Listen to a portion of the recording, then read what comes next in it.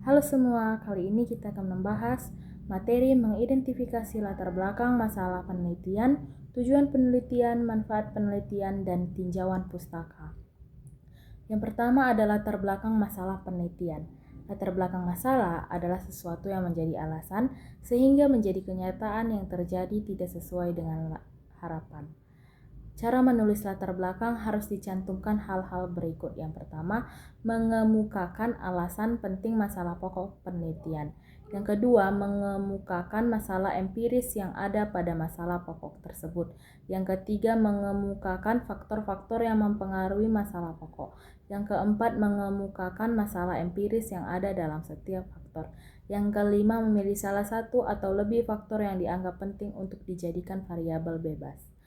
Lalu ada langkah-langkah perumusan masalah pada latar belakang. Masalah berupa analisis situasi yang harus menjelaskan mengapa penelitian perlu dilakukan. Yang kedua, identifikasi masalah yang jelas, faktor-faktor yang diduga berhubungan atau penyebab terjadinya masalah.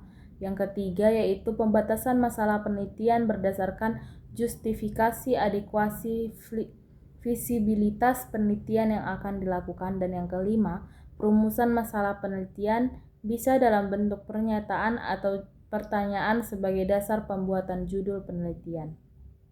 Selanjutnya, tujuan penelitian. Tujuan penelitian secara umum merupakan proses sebagai bagian dari seluruh rangkaian penyusunan skripsi, tesis, disertasi. Tujuan penelitian pada hakikatnya merupakan pernyataan tentang hal-hal yang diinginkan atau ingin dihasilkan melalui penelitian itu. Tentang hal ini, rumusan tujuan tidak lain merupakan atas pertanyaan penelitian yang dirumuskan dalam masalah. Dalam membuat atau merumuskan tujuan penelitian, maka perlu diperhatikan hal-hal sebagai berikut, yaitu yang pertama ada relevansi tujuan dengan permasalahan penelitian. Jangan membuat tujuan penelitian yang menyimpang dari permasalahan penelitian. Yang kedua, relevansi tujuan dengan kepentingan perumusan atau kepentingan pembangunan. Yang ketiga, relevansi tujuan dengan kepentingan pengembangan teori. Lalu ada pendapat lain. Pengelompokan tujuan penelitian kesehatan itu terbagi atas 3. Yang pertama, untuk menemukan teori, konsep, atau generalisasi baru tentang kesehatan. B. Untuk memperbaiki atau modifikasi teori, sistem, atau program pelayanan kesehatan. C. Untuk memperkokoh teori, konsep, sistem, atau generalisasi yang sudah ada. Lalu ada jenis tujuan penelitian. Yang pertama ada tujuan umum, di mana merupakan gambaran besar atau arah utama dari penelitian secara keseluruhan. Yang kedua ada tujuan khusus, berbeda dengan tujuan umum yang bersifat luas. Tujuan khusus merupakan penjabaran yang lebih rinci dan konkret dari tujuan umum. Lalu yang ketiga ada hubungan antara tujuan umum dan tujuan khusus, yaitu antara tujuan umum dan tujuan khusus pendapatan hubungan yang sangat erat. Tujuan umum memberikan gambaran besar dari penelitian, sedangkan tujuan khusus memecahkan masalah besar itu menjadi bagian-bagian kecil yang lebih mudah dicapai atau diukur. Ciri-ciri tujuan penelitian yang pertama ada jelas dan spesifik, relevan dengan masalah dan latar belakang, dapat dicapai, terukur, dan mengarah pada pemecahan masalah. Lalu ada manfaat penelitian, yaitu manfaat penelitian adalah kegunaan hasil penelitian nanti baik bagi kepentingan pengembangan program maupun kepentingan ilmu pengetahuan. Secara spesifik, manfaat penelitian di bidang apapun yaitu mencakup 2 aspek. Yang pertama ada manfaat praktis atau aplikatif, di mana manfaat praktis atau aplikatif adalah manfaat penelitian bagi program di bidang kesehatan dengan sendirinya. Manfaat penelitiannya bagi pembangunan kesehatan atau pengembangan program kesehatan. B. Manfaat teoritis atau akademis. Manfaat teoritis atau akademis adalah manfaat penelitian bagi pengembangan ilmu di bidang kesehatan dan gizi. Dengan sendirinya, manfaat penelitian tersebut harus dapat menambah khasanah ilmu kesehatan. Lalu masuk ke tinjauan pustaka. Tinjauan pustaka atau disebut sebagai kajian pustaka merupakan sebuah aktivitas untuk meninjau atau mengkaji kembali berbagai literatur yang telah dipublikasi oleh akademis atau penelitian lain sebelumnya terkait topik yang akan kita teliti. Secara umum, tinjauan pustaka berisi 2 bagian, yakni 1. Review informasi pendukung dan 2. Review hasil-hasil penelitian sebelumnya. Diuraikan dalam bentuk diskusi yang membentuk sebuah cerita dan bukan clipping informasi. Hal ini bertujuan antara lain A. Untuk membangun hipotesis, B. Untuk mendukung hipotesis yang dirumuskan secara konsisten dengan tujuan penelitian, C. Untuk mendukung expected result penelitian tersebut. Langkah-langkah pembuat tinjauan pustaka yaitu menentukan topik atau masalah, melakukan telaah ke perpustakaan ataupun penelitian yang relevan dengan masalah yang akan diangkat oleh sang peneliti, merumuskan masalah peneliti atas permasalahan yang sesuai dengan fenomena yang ada di daerah serta sesuai dengan kondisi situasi peneliti, menyusun mapping yang jelas perbedaan dengan pembaruan penelitian yang akan diteliti seperti metode penelitian, variabel, kerangka konsep, dan kuesioner.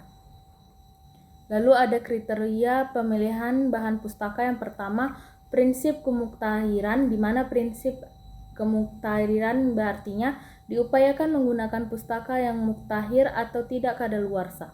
Yang kedua ada prinsip relevansi, di mana mempunyai makna bahwa pustaka sumber yang dipilih adalah yang benar-benar relevan dengan permasalahan yang diangkat dalam penelitian.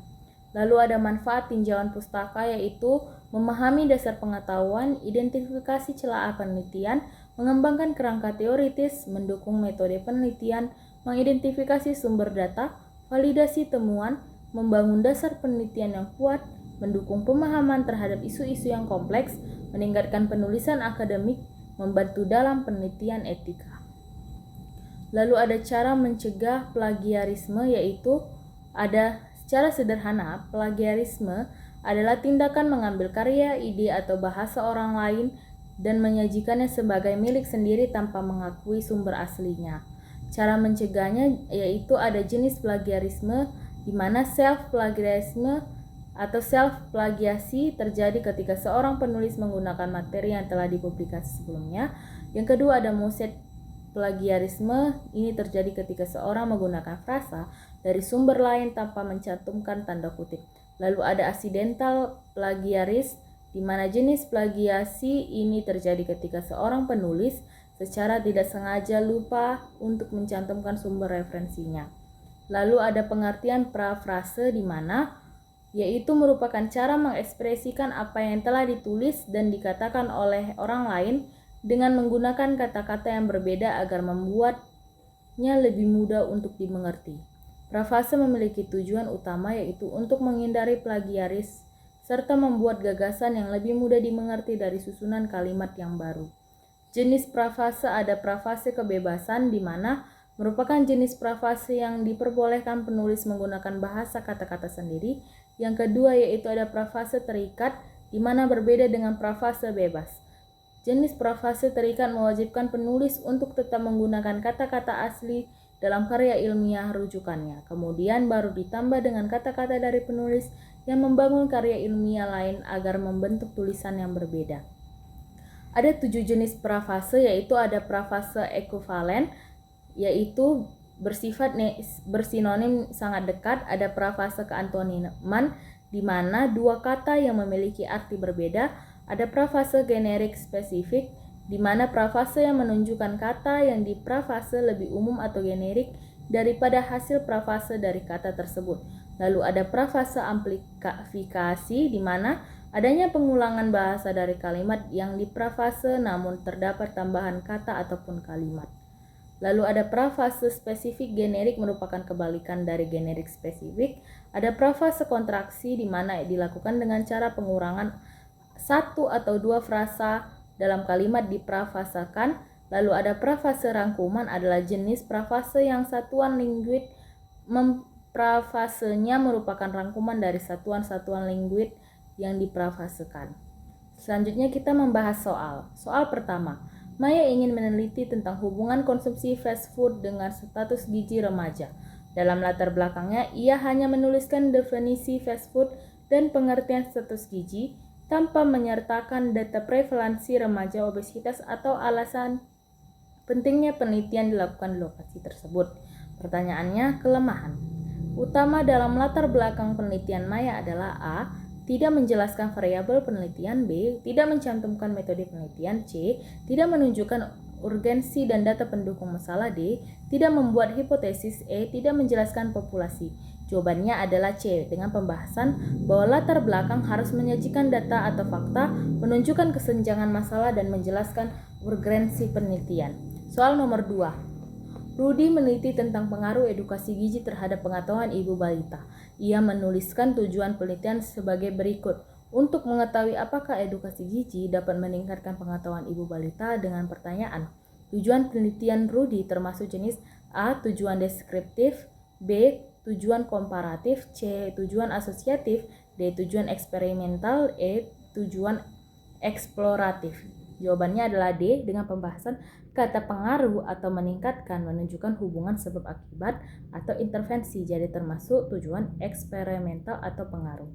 Soal nomor 3. Dalam proposalnya, Lina menuliskan manfaat penelitian sebagai berikut. 1. Menambah wawasan penelitian. 2. Sebagai referensi bagi peneliti selanjutnya. 3. Memberikan informasi kepada puskesmas terkait hasil penelitian. Dengan pertanyaan, manfaat nomor 3 termasuk jenis manfaat: A. Manfaat teoritis, akademis, C. Metodologis, D. Praktik, E. Pribadi. Jawabannya adalah D. Manfaat praktis adalah manfaat yang dapat langsung digunakan oleh pihak-pihak terkait, misalnya puskesmas, sekolah, dan masyarakat. Sekian hasil materi hari ini. Sampai bertemu kembali.